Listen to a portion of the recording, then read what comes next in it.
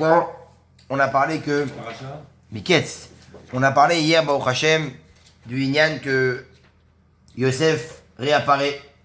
Parce que Paro a deux rêves et Paro n'arrive pas à les interpréter.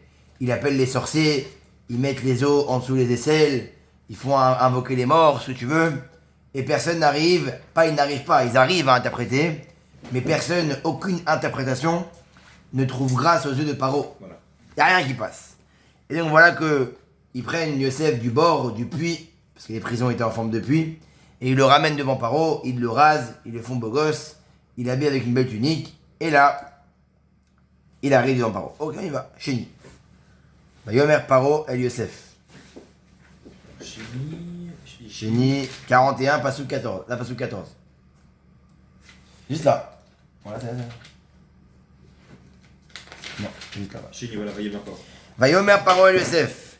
Et donc, Paro dit à Yosef, Chalom Chalamti, voici j'ai fait un rêve, ou Poter en Oto, et voici qu'il n'y a personne qui arrive à me l'interpréter. Vani Shamati Alecha. Et on m'a raconté sur toi les morts en disant Tishma Halom, tu écoutes les rêves, Lifter Oto. Tu écoutes les rêves bien, tu es un bon écouteur de rêves, et la manière que je vais écouter le rêve, en général, tu vas le réussir à l'interpréter. Yosef et Paro est mort, et Yosef répond à Paro en disant Biladai Elohim, si ce n'est Akadosh Baruch Hu. Ce n'est pas moi, c'est Dieu. Voilà, il dit, sache, moi je n'ai aucune sagesse. Moi je n'ai aucune réponse au traitement. Mais, c'est Akadosh Baruch Hu qui m'envoie les réponses. Pour le bien de Paro. Il y a un et Shalom Paro. Et c'est Hachem lui-même qui va répondre et qui va en vérité amener la paix dans l'interprétation des rêves Paro. Il y a Paro à Yosef. Et Paro dit à Yosef, Bahalomi, dans mon rêve, Ineni Omed al Sfatayeor. Voici, je me tiens sur le bord du fleuve. On a dit le fleuve, comment il s'appelait? Il s'appelait le fleuve, c'était un fleuve spécial. C'était le fleuve qu'ils appelaient, on avait dit Nilus, le Nilus. Le fleuve du Nilus, c'était le fleuve qui permettait à tous les Égyptiens qui habitaient dans n'importe quelle contrée de pouvoir se nourrir, etc. Ok. Et voici, je me tiens sur le bord du fleuve. Veine Minayehor, et voici, sur le fleuve, Olot Sheva Parot, il monte 7 vaches, Beriot Bassa, de bonne chair, Vifot Mare, Torah, et de bonne apparence. Batirena Ba'achou, et voici qu'ils sont en train de paître ensemble, de être dans le marécage. Veine, voici, Sheva Parot Acherot, 7 autres vaches, Olot Acharien, qui montaient après eux, Dalot, Veraot, Taor, Torah. Maigre, mauvaise apparence. Vedakot Bassa, et des mauvaises chairs. L'Oraïti Kaena, et des vaches comme ça, aussi moches, aussi faibles, j'en ai jamais vu dans tout l'Égypte. La Roa en train de, évidemment, de boire. Ok. Vatochana, Parot, et donc il raconte le rêve, et voici que les vaches qui étaient maigres, elles ont mangé les Sheva Parot à Reshonabéot, elles ont mangé les 7 vaches qui étaient belles. Qui a mangé ça? Les 7 vaches moches ont mangé les 7 vaches belles. C'est le rêve qu'on a vu. Ah. C'est le même rêve. Il le raconte pour qu'il puisse l'interpréter.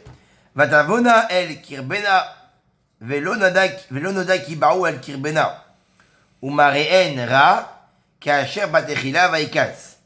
Il dit Vatavona el kirbena, et elles sont venues el kirbena. Comment il traduit kirbena, monsieur? Alors, Vatsila Vaikar, Vaere Balachim Veine Sheva. Non, avant. Le 21. Vatavona El Kirbena. Leur entraille. Ouais. Elles vinrent dans leur entraille, Ah. sans qu'on sût qu'elles étaient venues. Ok, ça veut dire qu'en vérité, les 7 vaches mauvaises ont avalé les 7 vaches bonnes. Bonnes. Et elles sont, en les mangeant, elles sont arrivées dans leur entraille. Velonoda Kibawa Kirbena. Et c'est comme si, en vérité, les vaches mauvaises ne sentaient pas, n'avaient pas su que les 7 vaches bonnes étaient entrées dans leur entraille, vu qu'elles les ont mangées. Comme s'il y avait un effet bizarre. Ou maréenne ira. Parce que ça veut dire quoi? Ça veut dire quoi? Normalement, quand une vache mauvaise, une vache maigre, une vache grosse, alors elle grossit. Bah oui. Mais là, malgré le fait qu'elles ont mangé les vaches bonnes, elles sont restées mauvaises. Et leur vision mauvaise, leur mauvaise apparence des vaches mauvaises était la même avant d'avoir mangé les grandes vaches et après avoir mangé. Et à ce moment-là, Vaïkatz, je me suis réveillé. Vaïre Bahalomi, et voici, j'ai vu un autre rêve. C'est ce qui s'est réveillé? Paro. Paro. Il raconte, c'est voilà mon rêve. Voilà. Et à ce moment-là, je me suis réveillé. Vaïre Bahalomi, là j'ai fait un deuxième rêve. Venez, voici, Sheva Shibolim, Olot Bekane Ehad, il y avait 7 épis de blé qui montaient avec une tige, des belles épis de blé. Veine, voici, Sheva Shibolim Macharot, Numot Dakosh, Tufot Kadim. Il y avait 7 autres épis de blé mauvaises, moches, pas belles, ok, qui étaient derrière les belles épis de blé. Vachivlena Shibolim Adakot. Et les 7 mauvais épis de blé, les fins, les moches, les secs, ils ont avalé les 7 belles épis. Va Omar el Hartumim. Et à ce moment-là, j'ai raconté tout à mes sorciers. Mais elle m'a guidé. Et il n'y a aucun qui arrive à me raconter la vérité. Va Yomer Yosef el Paro. Et Yosef dit à Paro, Halom Paro et Hadou. Oh. Yosef dit, Rabbi et Paro, t'as pas fait 2 rêves. Malgré que t'as fait 2 rêves, parce que je t'ai réveillé entre les deux, sache que ce n'est qu'un seul rêve. T'as fait 2 rêves, oui, de différentes choses. Une fois les vaches, une fois les épis. Je t'ai réveillé entre les deux, mais sache que c'est un rêve.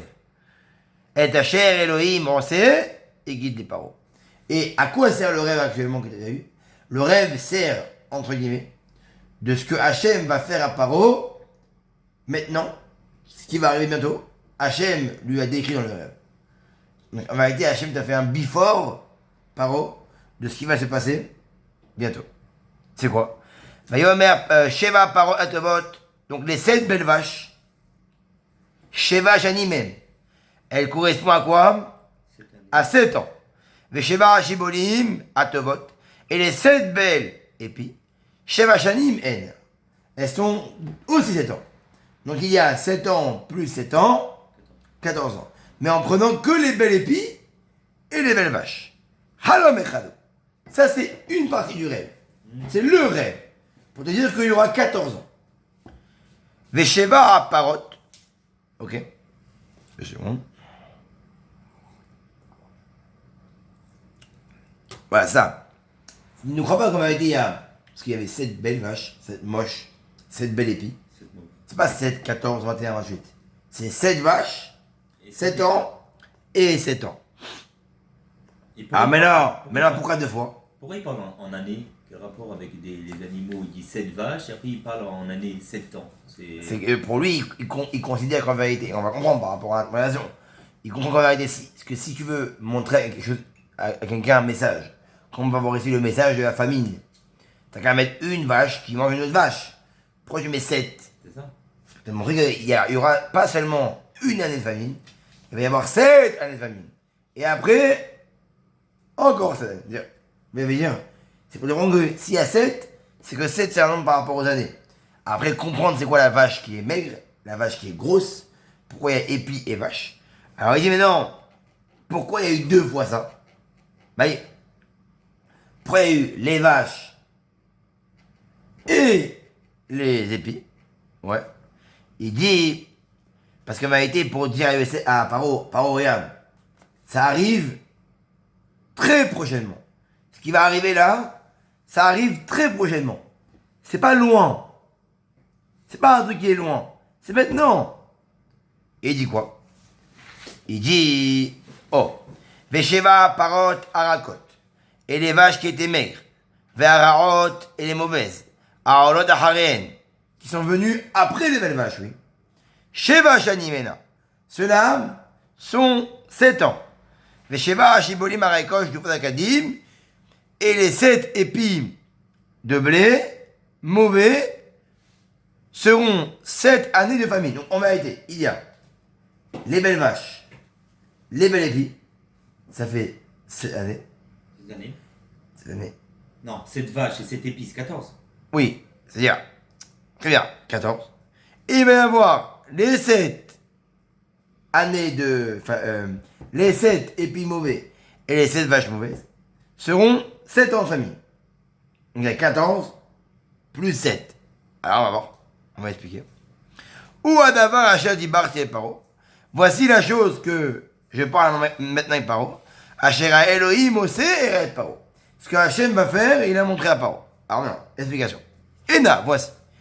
Sheva Shanim Baot. Il y a 7 années qui vont arriver très prochainement. Sava Gadol Bechol Eret Mitzrayim.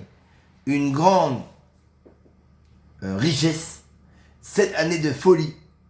Les 7 glorieuses arrivent en Égypte. Vekamu Sheba Shene Arav Acharem.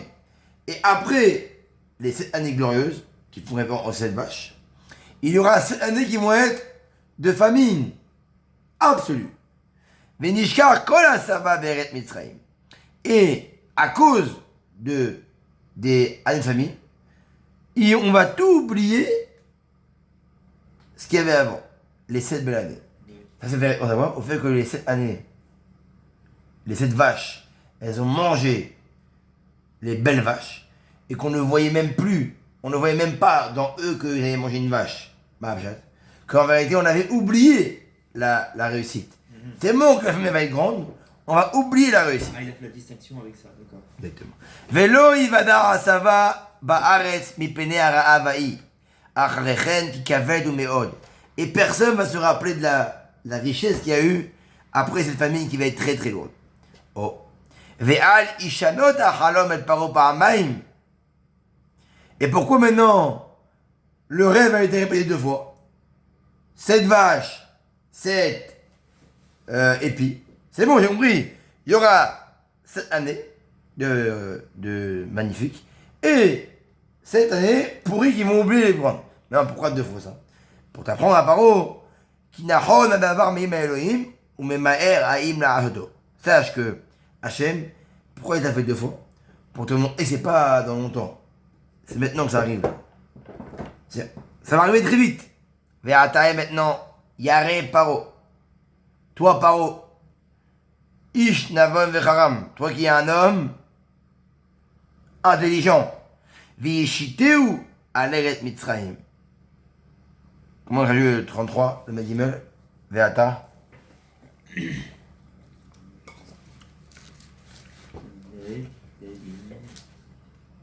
Non.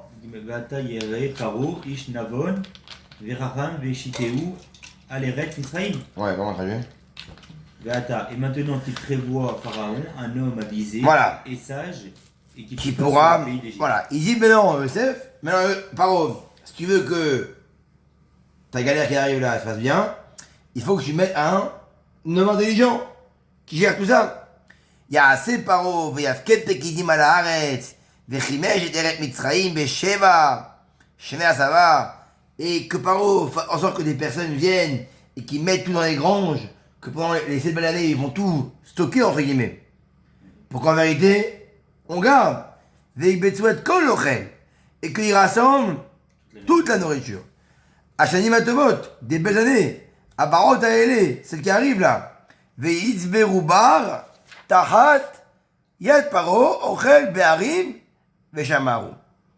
Et que Paro les garde dans ses granges, sous sa main, que personne n'y touche, scellé.